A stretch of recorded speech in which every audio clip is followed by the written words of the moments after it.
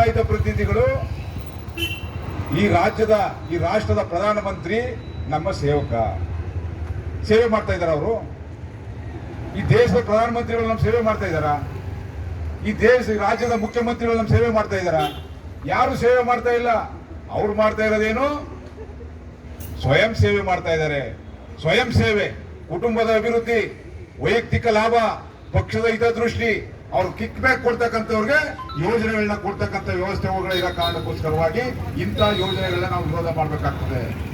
ಒಂದ್ ಕಡೆ ನಮ್ಮ ದಕ್ಷಿಣ ಭಾಗದಲ್ಲಿ ಹೇಳ್ತಾರೆ, ಇದೇ ಉಪಮುಖ್ಯಮಂತ್ರಿಗಳು ಕೊರೋನಾ ಸಂದರ್ಭದಲ್ಲಿ ಪಾದಯಾತ್ರೆಯನ್ನು ಮಾಡಿ ನಾವು ಮೇಕೆದಾಟು ಯೋಜನೆಗೆ ಅಡಿಗಲನ್ನು ಹಾಕ್ತೀವಿ ಅಂತ ಹೇಳ್ತಾರೆ. ಇನ್ನು ₹1 ಬಿಡುಗಡೆ ಮಾಡಿ ಮೇಕೆದಾಟು ಯೋಜನೆ ಮಾಡ್ಲಿಕ್ಕಾಗಿಲ್ಲ, ತಾಕತ್ತಿಲ್ಲ. ಈ ಭಾಗದಲ್ಲಿ, ಉತ್ತರ ಭಾಗದಲ್ಲಿ ನದಿ ನೀರಿಗಾಗಿ ಸಾಕಷ್ಟು ಹೋರಾಟ ನಡೆತಾ ಇದ್ದಾವೆ. ಅಲ್ಲಿ ಕೂಡ ₹1 ಕೊಟ್ಟು ಅಲ್ಲಿ ಕೆಲಸ ಮಾಡ್ಲಿಕ್ಕೆ ಆಗ್ತಾ ಇಲ್ಲ. ಅಂದ್ರೆ ಅಧಿಕಾರದಲ್ಲಿ ಇರ್ತಕ್ಕಂಥ ಚುನಾಯಿತ ಪ್ರತಿನಿಧಿಗಳು ತಮಗೆ ಎಲ್ಲಿ ಕಿಕ್ ಬ್ಯಾಕ್ ಸಿಗುತ್ತೆ, ಎಲ್ಲಿ ಲಾಭ ಸಿಗುತ್ತೆ, ಅಲ್ಲಿ ಮಾತ್ರ ಅವರು ಕೈ ಹಾಕ್ತಕ್ಕಂಥದ್ದು, ತಲೆ ಓಡಿಸ್ತಕ್ಕಂಥದ್ದು, ಬುದ್ಧಿಯನ್ನ ಬಳಕೆ ಮಾಡಿ ಲಾಭವನ್ನ ಮಾಡ್ಲಿಕ್ಕೆ ಓಡ್ತಾರೆ ಬಂಧುಗಳೇ. ಅಂತ ಕಚಡ ಕೆಲಸವನ್ನ ಮಾಡ್ತಕ್ಕಂಥವ್ರಿಗೆ ನಾವು ಯಾವ ರೀತಿ ಬುದ್ಧಿ ಕಲಿಸ್ಬೇಕಾಗ್ತದೆ ಹೇಳಿ? ಹೋರಾಟದ ಮುಖಾಂತರ ಬುದ್ಧಿ ಕಲಿಸ್ಬೇಕಾಗ್ತದೆ. ಹೋರಾಟ ಇಲ್ಲ ಅಂತ ಹೇಳಿದ್ರೆ ನಾವು ಏನಿವತ್ತು ಪಂಪ್ ಸ್ಟೋರೇಜ್ ಮಾಡ್ಲಿಕ್ಕೆ ಕೊಟ್ಟಿದ್ದಾರೆ, ಇದನ್ನ ತಡೀಲಿಕ್ಕೆ ಆಗುದಿಲ್ಲ. ಇವತ್ತು ಸಾವಿರಾರು ಹೆಕ್ಟೇರ್ ಪ್ರದೇಶಗಳನ್ನ ಸರ್ಕಾರಗಳು ವಶಪಡಿಸಿ ಕೊಟ್ಟಂತ ಸಂದರ್ಭದಲ್ಲಿ ಏನಿವತ್ತು ರೈತ ಸಂಘಟನೆಗಳ ಹೋರಾಟಕ್ಕೆ ನಿಂತ್ಕೋತು ಅಂತ ಸರ್ಕಾರಗಳು ಬಗ್ಗಿದ್ದಾವೆ. ಏನಿವತ್ತು ಪ್ರಧಾನಮಂತ್ರಿ ಕಳೆದ 3 ಕೃಷಿ ಕಾಯ್ದೆಗಳನ್ನ ತಂದಂತ ಸಂದರ್ಭದಲ್ಲಿ ರಾಷ್ಟ್ರವ್ಯಾಪಿ ಹೋರಾಟ ಶುರುವಾಯಿತು. ಪ್ರತಿಯೊಬ್ಬನ ರೈತನ ಎದೆಯಲ್ಲಿ ಕಿಚ್ಚತ್ತು. ಆ ಕಿಚ್ಚನ್ನ ಅರಿತು ರಾತ್ರೋರಾತ್ರಿ ಕೃಷಿ ಮಸೂದೆಗಳನ್ನ ವಾಪಸ್ ಪಡಿತೀವಿ ಅಂತ ಹೇಳಿದ್ರು. ಆದ್ರೆ ಇನ್ನೂ ಕೂಡ ಅವಕ್ಕೆ ಮರುಜೀವವನ್ನು ಇಟ್ಕೊಂಡು ಜೀವಂತವಾಗಿ ನಡೆಸಿಕೊಂಡು ಹೋಗ್ತಕ್ಕಂಥ ಕೆಲಸವನ್ನ ಸರ್ಕಾರಗಳು ಮಾಡ್ತಾ ಇದ್ದಾವೆ. ಅಂದ್ರೆ ಸರ್ಕಾರಕ್ಕೆ ಚಾಟಿಯನ್ನು ಬೀಸ್ತಕ್ಕಂಥದ್ದಲ್ಲಿ ರೈತನ ಹೋರಾಟದಲ್ಲಿ ಇವತ್ತು ಪಾರ್ಲಿಮೆಂಟ್ ನಡೆಸಬೇಕಾದ್ರೆ ಸುಮಾರು 1 ನಿಮಿಷಕ್ಕೆ 2.5 ಕೋಟಿಗಿಂತ ಹೆಚ್ಚು ಹಣ ಖರ್ಚಾಗ್ತಾ ಇದೆ. ಯಾರು ಈ ದೇಶದ ರೈತರ ಬಗ್ಗೆ ಚರ್ಚೆ ಮಾಡ್ತಾ ಇದ್ದಾರಾ? ಈ ದೇಶದ ರೈತರ ಬಗ್ಗೆ ಚರ್ಚೆ ಮಾಡ್ತಾ ಇದ್ದಾರಾ? ಈ ದೇಶದಲ್ಲಿ ಬೆಳೀತಕ್ಕಂಥ ರೈತನಿಗೆ ಅನ್ನ ಆಹಾರವನ್ನು ಕೊಡ್ತಾ ಇದ್ದಾರೆ. ನಮ್ಗೆಲ್ಲರಿಗೂ ಹಾಲು, ಹಣ್ಣು, ಮೊಟ್ಟೆ, ತರಕಾರಿ ಕೊಡ್ತಾ ಇದ್ದಾರೆ. ನಾವು ಕೊಡ್ತಕ್ಕಂಥ ರೈತನಿಗೆ ಕೃತಜ್ಞತೆಯಾಗಿ ಅವ್ರು ಕೊಡ್ತಕ್ಕಂಥ ಟ್ಯಾಕ್ಸ್ ಅಲ್ಲಿ ನಾವು ಸಂಬಳವನ್ನು ಪಡೆತಾ ಇದ್ದೇವೆ. ಆ ಸಂಬಳಕ್ಕೆ ಕೃತಜ್ಞತೆಯಾಗಿ ಅವ್ರ ಪರವಾಗಿ ಚರ್ಚೆ ಮಾಡಬೇಕು ಅಂತಕ್ಕಂಥದ್ದನ್ನ ಯಾವ ಲೋಕಸಭಾ ಚರ್ಚೆ ಮಾಡ್ತಾ ಇಲ್ಲ. ಇವತ್ತು ಚರ್ಚೆ ಆಗ್ತಿರೋದೇನು? ಅಶ್ಲೀಲ ಚಿತ್ರಗಳ ಬಗ್ಗೆ ಚರ್ಚೆ, ಅಶ್ಲೀಲ ನೋಟಗಳ ಬಗ್ಗೆ ಚರ್ಚೆ, ಕೇವಲ ಕಮಿಷನ್ಗಳ ಬಗ್ಗೆ ಚರ್ಚೆ, ಜಾತಿ ಧರ್ಮಗಳ ಬಗ್ಗೆ ಚರ್ಚೆ, ಬಟ್ಟೆಗಳ ಬಗ್ಗೆ ಚರ್ಚೆ, ಮನುಷ್ಯ ಬರತಕ್ಕಂಥ ಆಹಾರದ ಬಗ್ಗೆ ಚರ್ಚೆ. ಆ ಆಹಾರ ಕೊಡ್ತಕ್ಕಂಥವ್ರು ಯಾರು? ನಾವು ಕೊಡ್ತಕ್ಕಂಥ ಆಹಾರ, ನಾವು ಕೊಡ್ತಕ್ಕಂಥ ಬಟ್ಟೆ, ಇದನ್ನ ಜಾತಿ ಮತ್ತು ಮತಗಳಾಗಿ ಪರಿವರ್ತನೆ ಮಾಡ್ಕೊಳ್ಳೋಕ್ಕೋಸ್ಕರವಾಗಿ ಇವತ್ತು ಅಸೆಂಬ್ಲಿ, ಪಾರ್ಲಿಮೆಂಟ್ ಒಳಗಡೆ ಚರ್ಚೆ ಮಾಡ್ತಕ್ಕಂಥ ಅವಿವೇಕಗಳನ್ನ ಆಯ್ಕೆ ಮಾಡ್ತಾ ಇದ್ದೇವೆ ನಾವು. ಅವ್ರಿಗೆ ಸಕ್ಕಂತ ಬುದ್ಧಿಯನ್ನು ಕಲಿಸಬೇಕಾಗ್ತದೆ.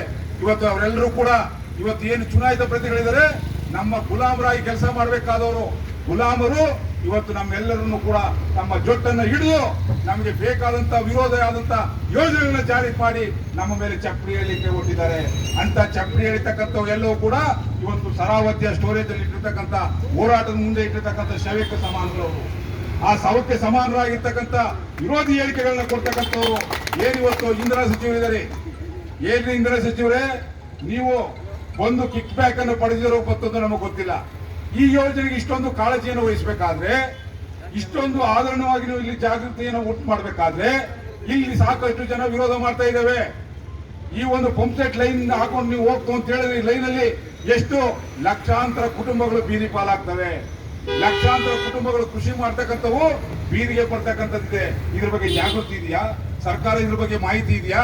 ನೀವು ಗ್ಯಾರಂಟಿ ಕೊಡ್ತಂತ್ರ ಬಗ್ಗೆ ಇಷ್ಟು ₹1,000 ಕೋಟಿ, ಇಷ್ಟು ಜನ ಫಲಾನುಭವಿಗಳು ಅಂತ ಹೇಳ್ತಾ ಇದ್ರಲ್ಲ, ನಿಮಗೆ ಮತ ಹಾಕಿರ್ತಕ್ಕಂಥ ಜನ, ನಿಮ್ಮ ಯೋಜನೆಯನ್ನು ವಿರೋಧ ಮಾಡ್ತಕ್ಕಂಥ ಜನ ಇದೀವಲ್ಲ, ಈ ಯೋಜನೆಯಿಂದ ಇಷ್ಟು ಜನಕ್ಕೆ ನಷ್ಟ ಆಗ್ತಾ ಇದೆ, ಇಷ್ಟು ಜನಕ್ಕೆ ಅನುಕೂಲ ಆಗ್ತದೆ ಅಂತ ಹೇಳಿ ಎಲ್ಲರೂ ಒಂದು ಸಂಖ್ಯಾವನ್ನು ಬಿಡುಗಡೆ ಮಾಡಿದೆ ಸರ್ಕಾರ.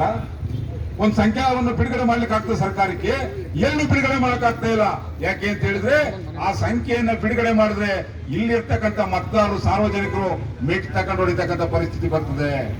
ಏನ್ ಹೇಳಿ, ನಾವು ಕಂಡ್ರಿ ಮತವನ್ನು ದಾನ ಮಾಡಿರ್ತಕ್ಕಂಥವ್ರು ಏನಿವತ್ತು ನಾವು ರೈತರಿದ್ದೀವಿ, ಮತದಾರರು ಅಲ್ಲ ನಾವು. ಮತದಾರರಲ್ಲಿ ಮತವನ್ನು ದಾನ ಮಾಡಿರ್ತಕ್ಕಂಥ ನಾವು ನಿಮ್ಗೆ ಮೆಟ್ ಹೊಡೆದು ಕೇಳ್ಬೇಕಾಗ್ತದೆ, ನಿಮ್ ಕುತ್ತೆ ಪಟ್ಟಿ ಹಿಡಿದು ಕೇಳ್ಬೇಕಾಗ್ತದೆ. ಯಾಕೆ ಅಂತ ಹೇಳಿದ್ರೆ ನಿಮ್ಮ ಹತ್ರ ಹಣವನ್ನ ಪಡೆದಿಲ್ಲ ನಾವು, ನಿಮ್ಮ ತಿಂತ ನಾವು ಸಂಬಳ ತಗೋತಾ ಇಲ್ಲ. ನಿಮ್ ರೀತಿಯಲ್ಲಿ ನೀವು ಹಾಕಿರ್ತಕ್ಕಂಥ ಬಟ್ಟೆ ಯಾರ್ದು? ನಾವು ಕೊಡ್ತಕ್ಕಂಥ ಟ್ಯಾಕ್ಸಿ. ನೀವು ತಿರುಗಾಡ್ತಕ್ಕಂಥ ಕಾರು ನಾವು ಕೊಡ್ತಕ್ಕಂಥದ್ದು. ಇವತ್ತು ಶಾಸಕರು, MP, ಲೋಕಸಭಾ ಸದಸ್ಯರು ಪ್ರಧಾನಮಂತ್ರಿಗೆ 1.5 ಕೋಟಿಗೂ ಹೆಚ್ಚು ಹಣ ಸಂಬಳ ಬರ್ತಾ ಇದೆ.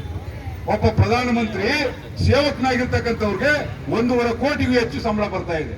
ಒಬ್ಬ ಮುಖ್ಯಮಂತ್ರಿಗಳಿಗೆ 2.5 ಲಕ್ಷಕ್ಕಿಂತ ಹೆಚ್ಚು ಸಂಬಳ ತಗೋತಾ ಇದ್ದಾರೆ.